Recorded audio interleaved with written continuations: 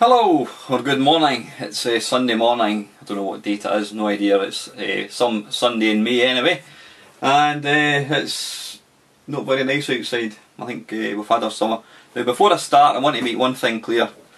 This t-shirt, which I happen to notice I seem to have on in virtually all these videos that I make, has been washed. I'm not into fancy designer clothes. Jeans and t-shirts, I tend to get my favourite t-shirts, and this particular one seems to be one of them. So yep, I'm not a smelly bugger. I have washed this. So yep, this is, I suppose the term is a video response. There's a couple of interesting questions came up on YouTube. The first one was by Monkey Spaz. He asked, when is a game too expensive? Now I'm not a collector. Yep, I do collect things, but I collect them for a reason. I collect them to play. I don't collect them just to actually to have. So yep, anything that I buy to play. Now I've got a large collection of games. I'm trying to think. I've never paid over the odds for any particular game. Nowadays, I've only really been collecting original hardware for about, I don't know, 3-4 years, something like that. I tend to really favour the sort of the compact, compact SD storage thing. So when you see me playing games on my Commodore 64, it's all an SD kind of thing. So that obviously makes it, it's a lot cheaper, and B, you don't have as much, you don't require as much room. So anyway, I'm waffling a wee bit here. Yeah, getting back to the price of games, I have never, because I'm not a collector, I don't, I don't know, one of the games that Steve Benway picked up recently was Radiant Silvergun, which is one of the, it's one of the infamous stupidly expensive games which came out in the Sega Saturn. Now I must admit, after watching Steve playing it, I think it looks really nice, and I would love to get myself a copy of that. Although Steve did mention that it was on Xbox Live, which I wasn't aware of, so I'm going to probably get it from that route. I wouldn't personally pay, I don't know what Radiant Silvergun goes for on eBay or Gumtree, whatever it is. I would not pay, because I'm not a collector, I'm only interested in playing it. So if playing it means I can play it for £5, download it on Xbox, then I'll do that. As much as it'd be nice to say, look at the original box here, I'm not going to pay £80–90 for it. For me, where a game, I will pay, one thing that I think is quite funny, when you hear people talking about games and on YouTube, they're saying, oh, I don't know, Streets of Rage 3 or whatever it is, I paid £45 for it, and you think, oh, that's a lot of money. But when you think about it, guys, that game, when it was released 20 years ago, it was probably £45. And £45 in today's money is a damn sight less than it was in 1986, 1987. It's a hell of a lot less. So really, paying £45 for a game now, which you're still getting, it's not like buying a second-hand car where you've got rust, you've got the engine, you need to get a timing belt replaced. When you buy a game, because it's digital, you are getting to experience the exact same experience that somebody got when they bought it back in 1987. So yeah, paying £45 for a game now, to me, isn't a lot of money. Yeah, it's a lot of money compared to most, say like a Mega Drive game. Sonic the Hedgehog you'll get for £2.50 on eBay. The more collectible ones, I said, you'll pay me up to 40–50 quid. But that's is still a hell of a lot less, probably less than half price from what it was, in today's money, what you'd have paid back then. So I don't think paying 40 quid for Streets of Rage 3, now that's just an example, it probably goes for way more. I don't think that's particularly bad. But me personally, I can't even think of any game that I've spent, in fact, I'll be able to tell you right now, games that I spend more money on, and although I don't spend as much on these systems now, is like new consoles. There you are, I'm looking up there, I've got a PlayStation 4, hardly use it, I have to say, because I've not seen any software that particularly floats my boat. But I did buy, when I got it, I got Killzone, whatever it's called. I can't remember what the full title is. Killzone with it. Now it came as a box set sort of thing, you know, a bundle pack. That game to buy is probably, I don't know, 50 quid or whatever. I mean, I was looking for what was I looking for? I was looking to see, I think it was Watch Dogs is coming out, and I was looking to see the prices, and you know, you're looking at 50 quid. And again, it's easy to think, whoa, 50 quid, bloody hell. But, you know, when we bought games for the Amiga or for the SNES, well, we're paying 50 quid then. So, like I say, it's £50 now. It's a hell of a lot less than it was back in the day. And, I mean, compare, I don't know, I'm trying to think of some crappy game. Compare, I don't know, say Sonic the Hedgehog. We'll take, that's not a crappy game by the way, but take Sonic the Hedgehog. You compare that with Killzone, you know, or Gears of War. I mean, the production values of the games now is just, it's head and shoulders above these old style games, you know. I mean, you know, and yet you were paying £45 back then, which in today's money was probably nearer £100. So nowadays, games have probably never been as cheap. And obviously, yeah, if you want to go down the second hand route, then, you know, you can pick up. I mean, now is the best time to own an Xbox 360 or a PS3, because you get games for, you know, pennies. I mean, I'm actually, myself and my daughter Ava, we've been playing through Overlord by, is it Codemasters I think it is, on the Xbox 360. We're probably 95% complete of the game. We've been playing it for hours and hours and hours, and I got that for £2.50. I think that was including delivery off eBay. So yeah, it's a fantastic time to buy games for these kind of, you know, not quite current generation. But yeah, so going back to when is a game overpriced, if I saw a game that I really wanted and it was going for what it, you know, going for the price that it went back in the day, i.e. 40-50 quid, I would probably pay it. But like I says, I'm not a collector. I'm not really. I mean, I've got tons of games up there, SNES games, Mega Drive games. They don't have any boxes, no instructions. I couldn't really give a shit, to be honest with you. I just want to play the game for the cheapest possible price. Whether it's because I'm Scottish, I don't know, but you know, I'm not interested. I mean, it's nice to have the box, but I buy it to play the game. I'm not interested in the box, you know. If it's, I mean, if I saw a game for £10 with fully boxed instructions, or I saw it for £3 just for the cartridge, I would go for the cartridge every time, because, you know, once you play it, that's it. You know, you're not going to return to it. I think the only other game that I've spent, in fact, it wasn't even a lot of money. Now I was going to say, like, I got one of these latest games that came out for the Vectrex, but I mean that was only £35. It was what was it called? Protector. But no, that was only 35 quid. So yeah, personally, I wouldn't want to pay any more than £35-40 for any game. Games that go for daft money. I mean, Steve mentioned is it Metal Slug on the Neo Geo. You know, if people want to pay daft money for it, that's entirely up to them. I mean, I know somebody who, and this is without a word of lie, this guy actually put a bid in for, it was a VIC-20 game back about, I don't know, 5 years ago. He put a bid in of £1,500 and he didn't win the auction. So there you go. Now I asked him, I says, is the game any good? He says, no, it's shite. But you know, that's how games tend to get their value. Games that were crap in the day, they didn't sell, you know, they sold in very few numbers. So now, you know, they're like hen's teeth kind of thing, and that's why they go for stupid money. Fortunately, Radiant Silvergun seems to be a game that's actually very, it's I don't know why it's so expensive. Was it a limited release game or something? I mean, it's one of the few games that is actually really, it's one of the best Sega Saturn games to own. So is that why it goes for daft money? I'm not too sure. I'm guessing because it's such a good game and it's quite rare, it's probably helped to boost it. But again, I mean, it says it goes for maybe 70 odd quid, which in the realms of other games isn't too bad. You know, it's probably pound for pound, it's probably pretty much what you'd have paid for back in the day. So yeah, that's my take on when are games too expensive. I'll pay up to 40 quid for a game. I mean, I pay that now for, you know, PlayStation 4 and Xbox 360 games, but as far as retro games are concerned, if I can get it for cheaper, then I'll do that. But that's that.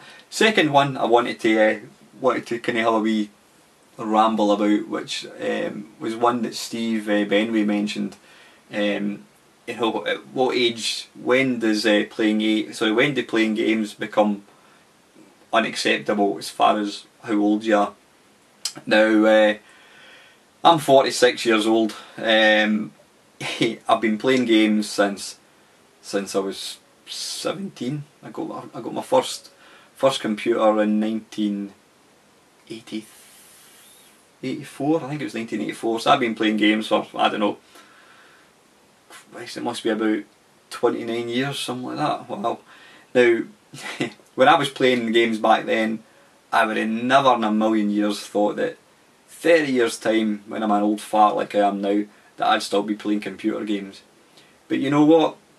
It's not something, you know, I think I'm one of the lucky ones. I got into this industry. I didn't get into the industry, I got into this hobby. I was around at the whole embryonic stage when it first took off. You know, started with Pong and, you know, Atari VCS, and that was such an exciting time to be around. I mean, I wouldn't say I feel sorry for, but I feel very privileged to have been around when this whole industry kicked off. I mean, now kids, you know, I've got my daughter and she loves her video games. They take for granted playing games with wireless controllers and, you know, photorealistic graphics and sound. But you know, to me, I started off at the very basics, and you know, I've just grown to love the hobby. I've never ever grown out of it. So I have thought to myself, will I get to a certain point in my life where I think, I'm too old to play video games? The answer is no. As long as I continue, I mean, my passion for game playing is just as much as it was 29 years ago. I love play. I probably don't play. I mean, in fact, I'll tell you right now, I don't play anywhere near as much as I used to, because I'm married. I've got a wife. I've got a daughter. I've got my work. I mean, I found a diary that I used to keep back in 1984, before, I think it was like during the school holidays, and literally I used to play my Commodore 64 for, I would say, probably 5, 6, 7 hours every single day. I mean, that was my life. To the point that my dad thought I was gay because I never actually left the house. But yeah, I absolutely loved my Commodore 64, and you know, playing games was, you know, that's what I did. And as I've gotten older, I mean, when I got married, well, let me think, bar a very, very short space of time, I think it must have been between maybe 1990 and 91, 92, we got married. Money was tight, and back then you only had one system, you couldn't afford more than one system. I had my Commodore Amiga, and to try and save up for the wedding, I sold the Amiga, and I didn't have any system for about a year. And then I think I got my Game Boy, and then it just, you know, what did I get? I bought an Amiga again, then I got my PC, and then, you know, over the years it's built up, and then in the last 3-4 years I've got these daft number of systems. But yeah, as long as I enjoy playing video games, then I don't see me ever not playing video games, if that makes sense. So yeah, in answer to Steve's question, I can fully expect myself 70 years old, you know, arthritic hands, sitting playing Commando on the Commodore 64, because I mean, in the last 30 years, my love for this hobby has never waned, and I don't see it changing now. I really don't see it changing. I mean, maybe, I don't know, maybe in a few years' time, 2-3 years down the line, I may get to a point I think, right, enough's enough. I've done the whole collecting computers bit, and I might offload a lot of stuff. I don't know. Hopefully not, because as I say, I've taken a while to get this collection built up to it, and I love just sitting in my wee games room like I am just now and looking up at all these machines and games and just being able to put on anything I want and playing it. But yeah, funny, just reminds me of a little anecdote. I mean, back when I started work, I was into my video games, and you know, I mean, I don't mind admitting, you know, as an 18-year-old, I mean, other people were going out to clubs and discos, and yeah, me and my mates used to go out to clubs and discos, and we'd sit in the pub and we'd look at girls, and you know, but we're always too shy to go up and talk to them. So yeah, we kind of then we'd retreat back to our bedroom and play our computers. And then when I started working, it was something that I kept to myself. I suppose if I'm being honest, I was embarrassed that I played video games at 18 years old, playing Manic Miner at 18, 19 years old.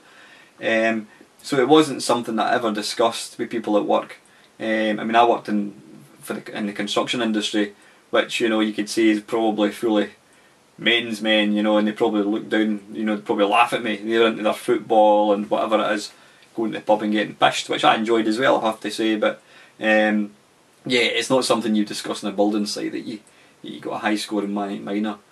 So yeah, I was embarrassed about it. In fact, I can always remember there was a guy, he was a few years older than me. In fact, he was quite a bit old, probably 10 years older than me. We got talking about computers, and it turns out that he was a video gamer as well. And you know, we got talking, and we decided we'd start, you know, swapping games.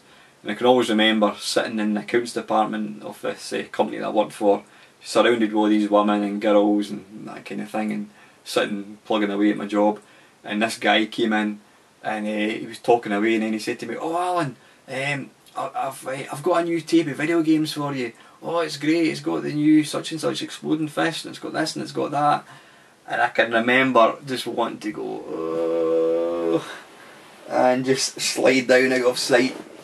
And then once he left, this girl who I kind of had a bit of a crush on, she says, do you play video games? And I went, yeah. Oh my God, you should grow up. And I thought, God, and that was it. So, you know, yeah, it was a bit of I felt quite ashamed that I played video games back then. And then moving on a few years, when I had enough money, I decided I was going to go and buy a Super Nintendo. Now I would be, I don't know what age I'd be, 22, 23, 24 years old. I remember going up to the shopping centre to buy one, and I was embarrassed about buying it, that's the honest truth.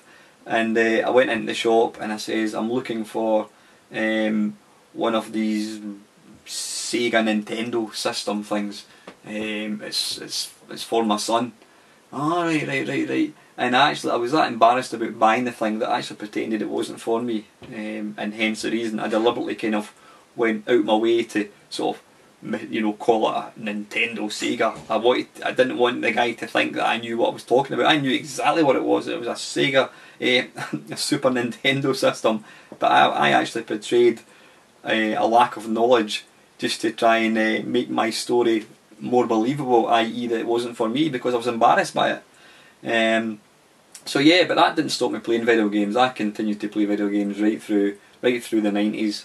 Got my PC, and then I suppose, like a lot of people have said, games became of age when PlayStation, or not, when Sony released the PlayStation. It suddenly became more acceptable, and I think there was a lot more gamers, people who probably didn't play video games.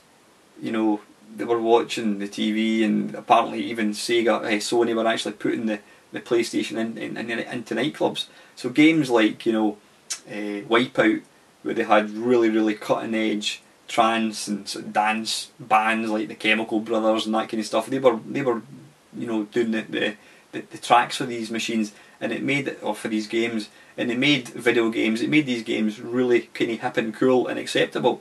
So yeah, probably when I got my PlayStation, that's when I stopped sort of living a life of living a lie. You know, I came out of the closet, as it were. You know, I'm a gamer and proud of it. And now, you know, 20 years on from that, I'll quite openly discuss video games. I mean, people at work, I'm 46 years old, and I'll talk to people about video games, possibly because, I don't know, I think I'm 46 years old and don't really give a stuff what people think about me. You know, so yeah, as I say, you know, I've got my wee games room, etc. I love my games. I'll talk to people about games, and as I say, if people, I mean, I've got a mate. I do a lot of running. I do ultra running, and I've got a mate he's my training partner, and he just doesn't get the video games thing. You know, he just thinks, I wouldn't say he thinks I'm stupid, but he just doesn't get it, and that's fine. You know, he's into his football, I'm not into football, but yeah. So I think I'll quite happily discuss video games. People at work know that I've got all these different systems. You know, so yep, I'm so getting back on track. I'm doing a Billy Connolly here. I'm going way off on a tangent now. Now I'm trying to get back to the main topic. Yep, I honestly think, as Steve says, as long as my eyesight holds up, I can still hold a joystick. Although maybe in 20 years' time it'll all be voice controlled, like they used to have in Saturday Superstore, where the guy said left, then somebody would obviously be moving the joystick left. Maybe it'll be voice controlled back then, so I'll be able to continue playing into my 80s and 90s. But yep, the funny thing is, right now, it sounds a bit ridiculous thinking about an 80-year-old man or woman playing a video game. That sounds ridiculous. But, as Steve says, we are the generation that grew up with video games. So as we're all getting older, we're all carrying this love for video games with us. So in 30, 40 years' time, then 80, 90-year-olds will have grown up playing Manic Miner and Sonic the Hedgehog and whatever. So I think it'll become acceptable. I can still imagine myself going along to a computer club with other 80-year-olds and enjoying video games. So yeah, I can certainly see myself, as long as my health holds up, I can still see the screen, hold a joystick, then I think I'll be playing. I think I'll be playing video games until the day I die, and I sincerely hope that's the case. So yep, that's it. I hope you enjoy watching this video. If you've got any comments you'd like to make, and I'd be interested to hear and see other people's take on this. So as usual, guys, thanks for watching.